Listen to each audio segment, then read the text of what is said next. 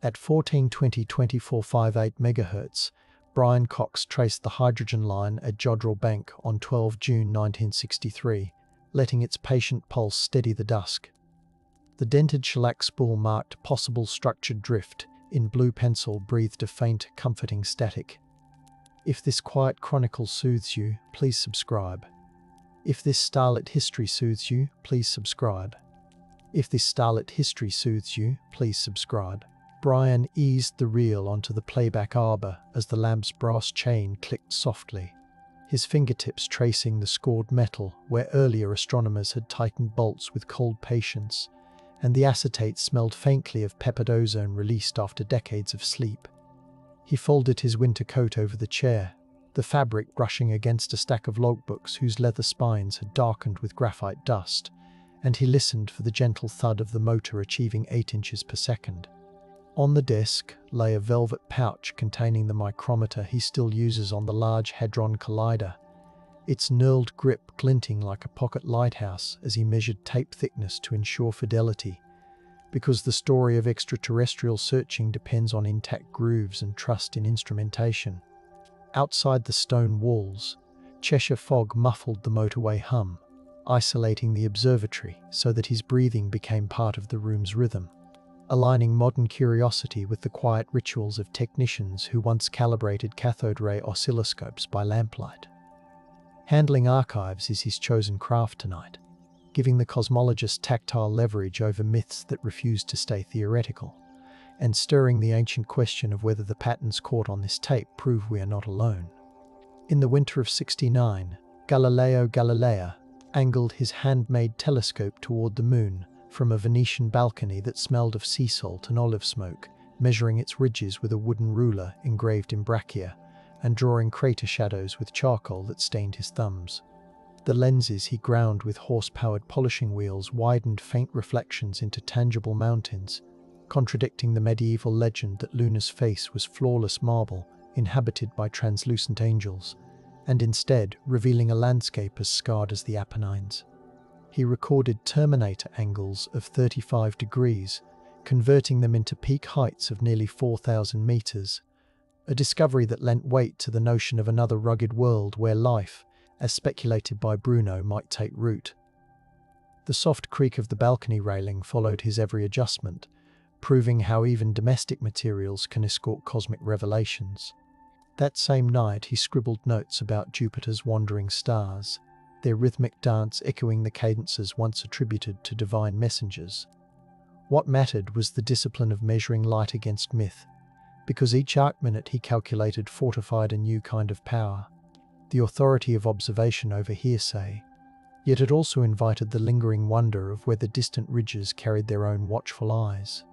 A year later in Prague, Johannes Kepler wrote his dreamlike Somnium beside a frost-fobbed window, the glass clinking softly as he rubbed warmth into the pane to see red rooftops, while an iron brazier perfumed the study with cloves he saved for sleepless calculations. He pored over lunar tables derived from Galileo, converting orbital ratios into imagined winds that might carry lunar sailors across basalt seas, grounding his fiction in meticulously computed ephemerides that supported Tycho Brahe's raw data.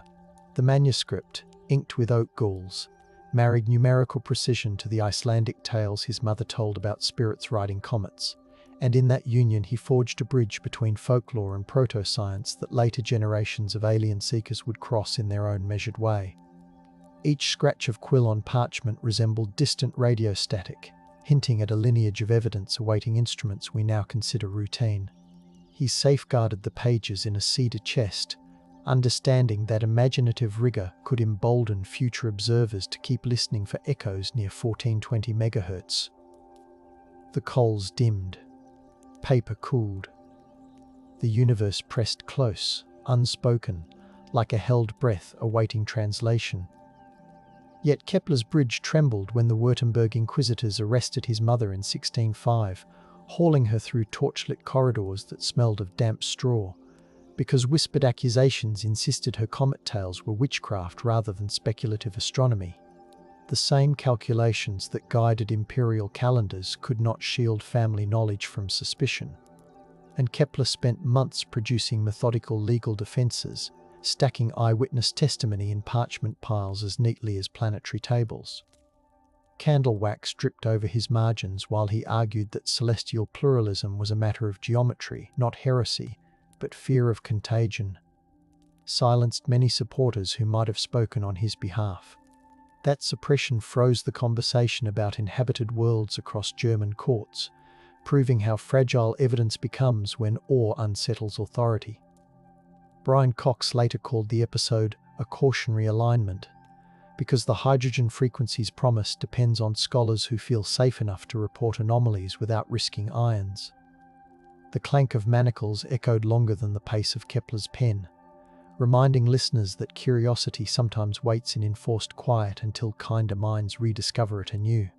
By 1698, Christian Huygens unrolled his linen maps of Saturn at The Hague, their pigments smelling of linseed and crushed lapis, and resumed the conversation that persecution had chilled, writing Cosmotheris beneath the patient glow of whale oil lamps.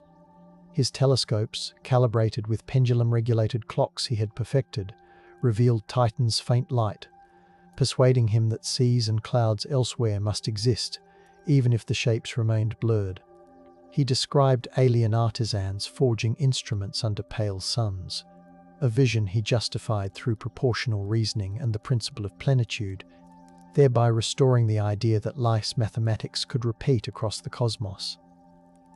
The scratching of quill against the thick Dutch paper mirrored the kind of data logging a radio astronomer performs when noting signal-to-noise ratios near 1420 MHz, translating faint impressions into durable claims. Readers tucked the book beside navigation manuals, letting its orderly speculations seep into maritime academies that prized charts over miracles, and gradually the silence imposed by courts loosened. What mattered to Huygens was the value of disciplined imagination. It gave society permission to imagine correspondence in the sky, and kept artisans refining optics so later generations could listen harder. When William and Caroline Herschel swept the night of 13 March 1781 from their workshop in Bath, the cold smelled of cut pine from the polished telescope tube, and the metallic rasp of a file accompanied each adjustment to the 40-foot reflector that spotted Uranus. The musicians turned. Astronomers measured the planet's disk at 3.6 arcseconds through a new eyepiece they had ground with abrasive rouge, and the discovery earned royal stipends that bought more mirrors and time. By mapping nebulae with methodical sweeps, they fostered the idea that the universe was not a closed dome, but a garden of suns with potential habitats, and their quiet labour provided artisans with employment under the king's patronage, proving how precision craft could transform whimsical sky stories into national pride. Caroline's small hands, reddened from cold copper, recorded each sweep in neat columns, a domestic rhythm that resonates with the repetitive calibration of radio dishes centuries later. The Herschel's findings moved the myth of wandering spirits into the realm of catalogued realities, supporting the notion that if such surprises exist nearby, mindful listeners might hear strangers further away. Still, the appetite for marvels invited misdirection in 1835, when the New York Sun's presses clattered through humid nights, the air thick with steam and ink as reporters published the Great Moon Hoax, describing bat-winged selenites basking in sapphire forests, allegedly observed by Herschel's telescope. Typesetters set 632,000 impressions over 6 days, the lead type warming under their fingers, and the phony engravings fluttered in gaslit parlours, persuading readers that authoritative-sounding jargon could mimic legitimate measurement. The episode mattered because it revealed how public desire for alien contact could be monetized, shaping journalism's power and forcing scientists to clarify methods in greater detail. Although the story drew on existing respect for lunar cartography, the eventual debunking recentered credibility on people who could demonstrate exact instruments and logs, reaffirming that the hydrogen line of trust depends on transparent craftsmanship. Brian Cox often cites this hoax when he lectures under planetarium domes, his voice softened by the low roar of projectors, reminding audiences that evidence must withstand hand-stained presses as well as stand hand-stained presses as well as starshine. In 1877, Giovanni Schiaparelli settled into Milan's Brera Observatory as the summer heat trembled over tiles. The observatory's brass fittings warmed to the touch, and he traced Mars through an 8.6-inch refractor, while the opposition painted the planet bright as embers. He sketched networks he called canali, measuring each linear feature with angular precision, some stretching hundreds of kilometers in his careful notes, and the term simply meant channels. Yet translation carried the word across the Atlantic as evidence of engineered canals. The graphite smell of his pencils mingled with candle wax while he recorded coordinates, giving engineers and dreamers alike a scaffold to ponder Martian hydrology as a purposeful craft that could sustain civilizations. When he published the maps, the ripples reached irrigation planners and colonial strategists, showing how extraterrestrial speculation could influence earthly infrastructure budgets. The observatory fell quiet after midnight, and his assistants held their breath to steady the scope. Silence held a brief refrain. The dome creaked. Shadows cooled. The dust beyond the glass felt attentive, waiting for whatever signal might descend.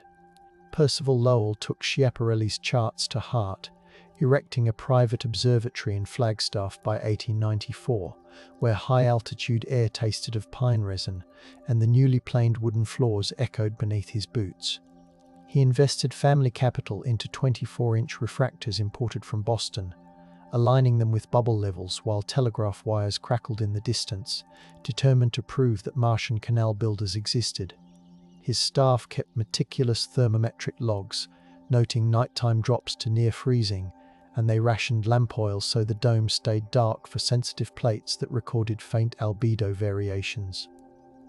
The endeavor mattered because it demonstrated how personal wealth could harness engineering, glassmaking, and even hospitality work for a scientific narrative that promised cosmic neighbors, effectively converting myth into payroll for dozens of specialists. Yet the thin, shimmering air often introduced optical illusions, leading to sketches that later observers could not replicate, suggesting that human desire can engrave lines on the retina as forcefully as actual topography. Meanwhile, in 1901, Nikola Tesla sat within the red glow of his Colorado Springs laboratory, the ozone tang of high voltage clinging to every copper coil as he tuned receivers to 1420 kHz and beyond, reporting rhythmic pulses he believed might be extraterrestrial. He recorded the series of beeps in leather-bound notebooks, comparing them to atmospheric data, and he speculated that Mars might be signaling, which prompted him to suggest building a gigantic transmitter atop Pikes Peak. Although the pulses were likely terrestrial, his announcement stirred engineers and philanthropists, illustrating how claims of alien contact could accelerate investment in wireless communication, a technology whose cables, transformers, and operators reshaped economies. The laboratory floor vibrated under the Tesla coil's thunder, and the inventor, eyes bright behind wire spectacles, felt the thrill of bridging myth with measurable electricity. His enthusiasm seeded later research despite skepticism, teaching future seekers that even mistaken interpretations can leave behind valuable circuits and meticulous logging practices. Yet by 1909, Eugene Antoniadi stood at the eyepiece of the 33-inch Meudon refractor outside Paris, the autumn wind carrying scents of wet leaves through the open slit, and he resolved Mars with unprecedented clarity, finding that the supposed canals dissolved into blotched terrains. He sketched the planet with sable brushes dipped in diluted ink, translating red deserts into grey gradients that left no room for geometric waterways, and his published plates dampened the canal narrative that had animated Lowell's observatory. Observatory staff, aware of the uproar, maintained a respectful hush as the results circulated, proving that disciplined skepticism could halt an enthralling story when evidence demanded caution. This formal demystification temporarily quieted funding for Mars-obsessed projects, yet it also freed resources for spectroscopy and atmospheric studies, redirecting the search toward chemical clues rather than cartographic fantasies. Rain tapped softly on the slate roof that evening, a natural percussion underscoring how discovery sometimes yields to thoughtful silence for the sake of truth. 14 years later, in August 1924, the United States Navy orchestrated a national radio silence day during a favorable Mars opposition, lacing the airwaves with deliberate quiet so that officers at the Naval Research Laboratory in Washington could tune vacuum tube receivers toward 1420 MHz and adjacent bands. The control room smelled of hot dust and varnish as Chief Scientist Albert Hoyt Taylor monitored the dials beneath bluish lamps, while a rainstorm hissed against the windows, and telegraphists across the continent paused routine traffic for 5-minute intervals. Nothing definitive emerged, yet the exercise mobilized 1,500 operators, demonstrating how a collective hush could serve both national security and scientific listening, granting radio technicians a sense of participating in a planetary vigil. Local newspapers praised the discipline, suggesting that citizens' willingness to restrain chatter proved readiness to welcome interplanetary contact responsibly. In that orchestrated quiet, alien inquiry became a civic ritual, binding communities through shared obedience to silence. Still, when Orson Welles broadcast War of the Worlds in 1938, the CBS studio exhaled the warm scent of glowing tubes, and Foley artists splashed water in basins to mimic Martian cylinders hissing open, blurring fiction with reportage. The panic, though later exaggerated, revealed how fragile public trust remained, compelling astronomers and educators to clarify their messaging with calmer cadences and transparent sources. Brian Cox, decades later, would replay archival acetates of the drama, noting the precise modulation that convinced listeners they were hearing authenticated bulletins, a lesson about the responsibility carried by voices that interpret the cosmos. Radio station secretaries received flooded phone lines, their fingertips smudged with carbon paper as they noted callers' fears, and authorities recognized the necessity of pairing alien narratives with measured explanations to prevent societal disruption. The broadcast's echo became a case study in communication ethics, underscoring that the power to describe extraterrestrials carries the parallel duty to soothe. The hallway dimmed. Scripts rustled. The transmitter thrummed, awaiting calmer tales that would settle trembling listeners. During the closing months of World War II, radar technicians at Fort Monmouth repurposed their SCR-271 antennae, the cold steel smelling of machine oil, and in January 1946 they launched Project Diana to bounce 111.5 MHz pulses off the moon, listening through headphones that pressed aching grooves into their temples. The returning echo, delayed by 2.5 seconds, confirmed that radio waves could reach beyond Earth, a revelation that gave Allied communications officers confidence to pursue deep space radar and, eventually, extraterrestrial messaging schemes. Snowflakes lashed the Jersey shoreline while soldering iron smoked in the operations hut, and the disciplined timing tables they produced became templates for future SETI synchronization. The experiment mattered because it shifted alien contact from speculation to engineering. By proving the moon could reflect human signals, the team laid foundation for proactive transmissions, even as wartime secrecy temporarily hid the results from broader audiences. The generators droned steadily, suggesting that persistence and patience could make the sky audible. In the summer of 1950, physicist Enrico Fermi walked across the Los Alamos cafeteria, the air scented with chilies and machine lubricant, and famously asked colleagues, "Where is everybody?" after debating UFO reports and galactic colonization timescales. His napkin doodles calculated that even modest starfaring civilizations could traverse the Milky Way in tens of millions of years, a blink compared to cosmic age, and this paradox reframed alien talk into a problem of probabilities rather than anecdotes. The question rippled through classified corridors, aligning military scientists and academic theorists in a shared puzzle that elevated the value of statistical reasoning. Brian Cox later revisited the cafeteria, listening to the hum of refrigeration fans while filming, and he traced Fermi's insight to the modern need for patience when scanning hydrogen frequencies. Absence of evidence can be data. The cafeteria's fluorescent lights flickered softly, illuminating the uneaten dessert Fermi left behind, a quiet emblem of curiosity interrupting routine. 9 years later, Giuseppe Cocconi and Philip Morrison published their seminal Nature paper from Cornell, the campus smelling of fallen leaves and the chalk dust that clung to their tweed sleeves, proposing that 1420 MHz, our hydrogen line, was the universal hailing frequency for any civilization wanting to announce itself.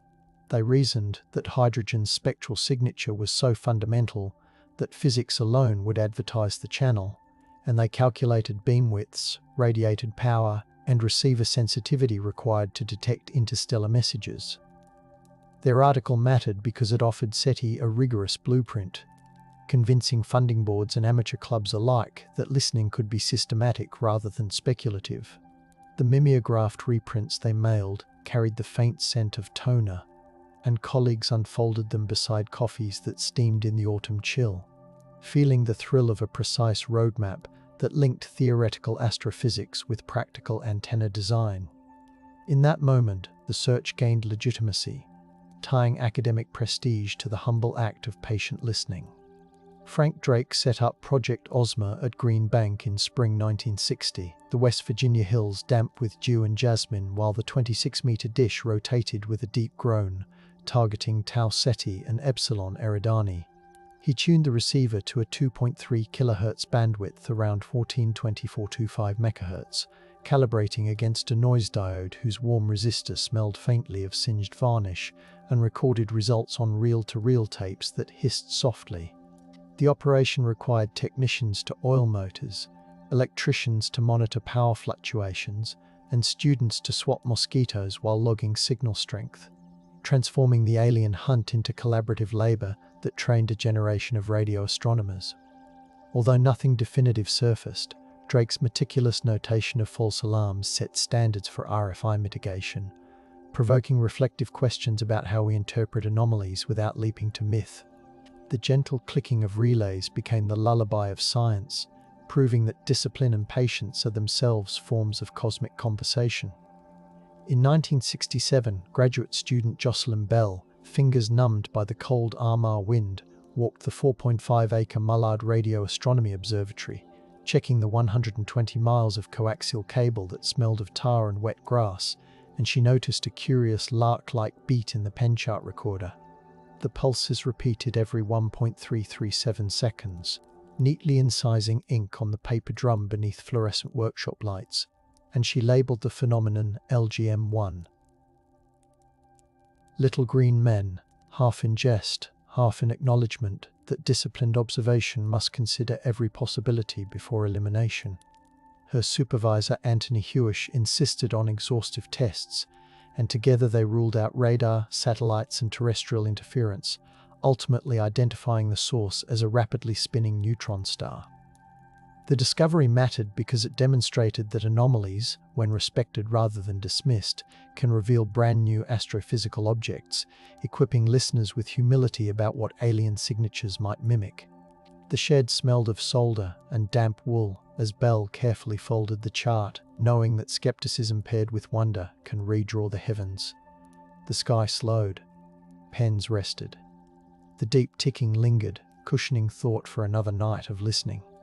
On 16 November 1974, the Arecibo Observatory in Puerto Rico pivoted its 305-meter dish beneath a humid twilight buzzing with coqui frogs, and engineers transmitted a 1,679-bit message toward the globular cluster, M13 at 2,380 MHz, encoding a pictogram of hydrogen, carbon, and human silhouettes. The control room smelled of warm aluminum and tropical rain as operator Donald Campbell monitored klystron power levels, ensuring the 1,000 kilowatt beam held steady, while Frank Drake stood nearby with folded arms, absorbing the significance of humanity's first deliberate interstellar postcard. The gesture galvanized mathematicians, artists, and linguists, each debating how to compress identity into binary pulses, and it showcased the value of interdisciplinary craft. Carpenters maintained the suspended platform, botanists studied rainforest microclimates protecting the facility, and radio engineers honed modulators for clarity.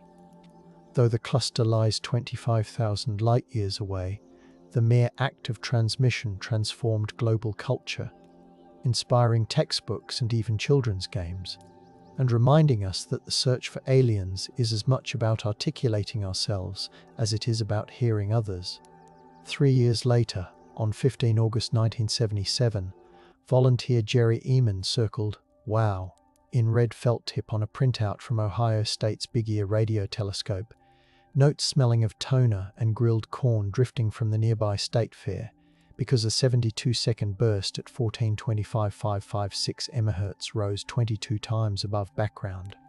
The alphanumeric sequence 6EQUJ5 captured a hydrogen line strength event that matched precisely the frequency Brian Cox would one day handle on that Jodrell bank tape, and the data proved how a single column of numbers could ignite decades of inquiry. The observatory stood quiet except for cricket song and fan hum, and Eamon resisted the urge to declare discovery, instead cataloguing antenna coordinates for future cross-checks. The WOW signal's strength lay in its mystery, prompting resources for improved receivers, computing algorithms, and global collaboration, thereby expanding the workforce dedicated to monitoring the cosmic commons. To this day, the faint scent of mimeograph ink on that sheet reminds archivists that vigilance can be electrifying even when confirmation never arrives. In 1988 Manchester, teenage Brian Cox balanced rehearsal with the pop band Dare and late-night physics revisions, the studio fogged with cigarette haze and the warm plastic smell of synthesizer keys under neon lights, while he played chords inspired by cosmic chord progressions he had read about in Carl Sagan books. Between sets, he unfolded astronomical journals describing the Voyager Golden Record and fresh interpretations of the WOW signal, letting the glossy pages cool the sweat on his wrists, and he imagined that music could be a bridge for alien communication. The dual life mattered because it seeded his later talent for translating complex cosmic evidence into gentle narratives, integrating artistic empathy with mathematical rigor. The band's amplifiers hummed at 60 Hz, subliminally echoing the frequencies he would later discuss on television, and his notebooks combined song lyrics with equations about exoplanetary atmospheres. This period of synthesis gave the future professor an embodied understanding that communicating science requires rhythm, patience, and tactile detail. In 1990, NASA reoriented Voyager 1 to capture the pale blue dot, and engineers at the Jet Propulsion Laboratory watched the monitors glow turquoise in a control room perfumed with brewed coffee and heated circuitry. The image, 0.12 pixels wide, drifted through data links that crackled softly, and Carl Sagan's team interpreted the delicate beam of sunlight streaking across Earth's minuscule silhouette as a humbling reminder of home. The photograph influenced international policy discussions, environmental activism, and even Brian Cox's later BBC scripts, all emphasizing that if aliens exist, their perspective on our spec would demand stewardship as a prerequisite for conversation. Technicians wearing headsets kept fingers poised above keyboard toggles, ensuring the deep space network maintained alignment, a ritual of attention proving that distant signals depend on terrestrial artisanship. The pale dots solidified the emotional core of alien thinking. Before we greet others, we must attune to our own fragile glow. In 1995, Michel Mayor and Didier Queloz measured the star 51 Pegasi from the Haute-Provence Observatory, the night air aromatic with lavender and machine grease, and they tracked a velocity wobble of 59 meters per second using an Echelle spectrograph chilled to stabilize its components. The absorption line shifted with clockwork regularity every 423 days, revealing the first confirmed exoplanet orbiting a sun-like star, a gas giant hugging its parent in a searing close embrace. Their meticulous temperature control, data logging, and statistical analysis proved that other worlds could be detected without direct imaging, empowering dedicated instrument builders and forging new careers in precision photonics. The discovery reframed alien discussion from speculation to demographics, strengthening arguments for habitability studies and eventually fueling missions like Kepler. Mayer's pencil etched light curves in a leather notebook, while Queloz's wool sweater carried the scent of midnight dew, grounding revolutionary insight in everyday textures. The shutters sighed. monitors dimmed, lavender drifted, draping the room in patient expectation for whatever sky secret came next. In August 1996, NASA scientists gathered at Johnson Space Center, where the sterile corridors smelled of disinfectant and chilled metal, unveiling electron microscope images of the Martian meteorite, ALH8401, that displayed carbonate globules and worm-like microstructures, a fraction of a micron long. President Clinton's televised remarks carried the excitement into living rooms, while laboratory technicians calibrated mass spectrometers to analyze isotopic ratios of carbon and oxygen, searching for biosignatures that might betray ancient Martian microbes. Although subsequent studies suggested inorganic processes could sculpt similar shapes, the announcement galvanized astrobiology funding, justifying cleanroom expansions, Antarctic meteorite expeditions, and microbial extremophile research. The polished slab of the meteorite felt cold and granular in gloved hands, linking Antarctica's ice fields with Martian deserts and the possibility that alien traces might already be nestled inside Earth's rocks. The debate underscored how ambiguous evidence can still nurture disciplines, providing employment and intellectual momentum even when conclusions remain tentative. When the Cassini spacecraft in 2005 skimmed past Enceladus, onboard instruments tasted salt-rich plumes spraying from fractures dubbed tiger stripes, while mission control in Pasadena hummed with printer chatter and the scent of coffee beans roasted nearby. The cosmic dust analyzer detected sodium salts and microscopic ice grains, and the ion and neutral mass spectrometer registered organic molecules, suggesting a subsurface ocean interacting with a rocky core. These measurements empowered planetary geologists, chemists, and cryovolcanism experts, creating new research fellowships and directing attention to moons as prime candidates in the alien search. Engineers meticulously monitored reaction wheels and hydrazine levels to ensure future flybys, revealing how every actuator and gasket contributes to the grand narrative of seeking life beyond Earth. The faint blue glow of console screens washed over faces as the plume data scrolled, and a murmur of awe settled like frost, emphasizing that even cold geysers can warm imaginations. In March 2009, the Kepler spacecraft launched atop a Delta II rocket, its fairings smelling of hydraulic fluid and insulation, and once settled into solar orbit, the photometer stared at Cygnus, measuring stellar brightness changes with 30-minute cadence. The silicon detectors operated at 85 degrees C, their dart current carefully subtracted, and the mission soon produced thousands of transit curves showing planets of every composition, establishing that worlds are abundant and statistically inevitable. Data analysts huddled in windowless rooms illuminated by dual monitors, sipping herbal tea while cross-correlating faint dips only 84 parts per million deep, and their collective labor converted the intangible dream of extraterrestrial neighbors into a catalogue of coordinates. Kepler's stability depended on reaction wheels lubricated with sputtered molybdenum disulfide, a reminder that the search's success rests upon materials, science as much as cosmic curiosity. Each confirmed planet broadened imagination's horizon, urging society to prepare linguistically, philosophically, and ethically for eventual contact. In 2015, under the vaulted ceiling of London's Royal Society, the air perfumed with polished wood and old paper, Stephen Hawking and Yuri Milner announced breakthrough. Listen with Brian Cox seated nearby, his hands resting on the cool armrests as cameras clicked like faint rain. The initiative committed $100 million to upgrade radio telescopes at Green Bank and Parkes, installing digital backends capable of processing billions of channels across the 1 to 15 GHz range, with special attention to the 1420 MHz beacon. Software developers compiled code in labs that smelled of solder flux, while data archivists arranged petabytes of storage cooled by hissing ventilation, employing hundreds of analysts who combed for narrowband carriers. The announcement reinvigorated global cooperation, offering students paid positions to learn signal processing, and it tethered the motif of disciplined listening to tangible resources.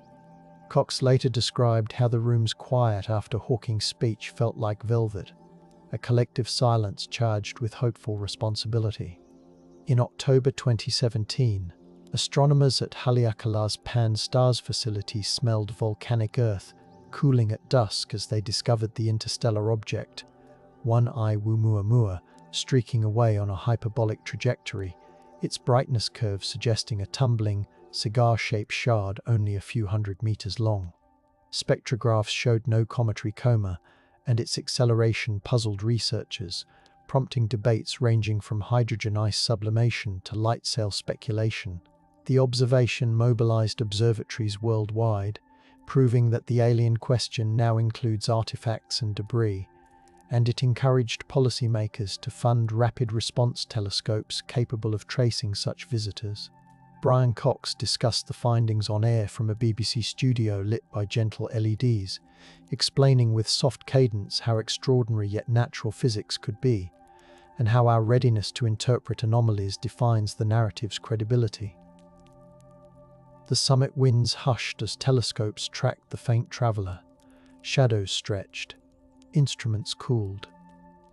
A whispered awe hovered between each calculation offered, holding scientists in gentle, questioning stillness.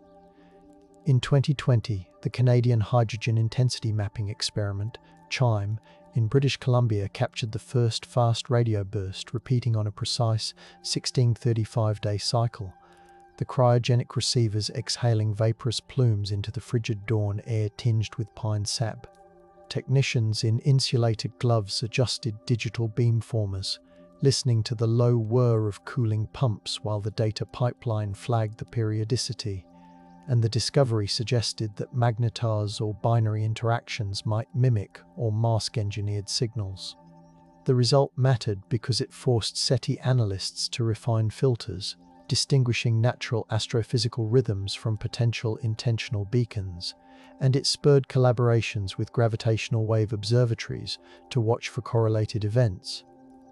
Brian Cox recorded a segment describing the finding on a remote microphone wrapped in felt to reduce crackle, his voice threading excitement with calm, reinforcing that each mysterious pattern teaches us how to interpret the hydrogen channel with greater nuance.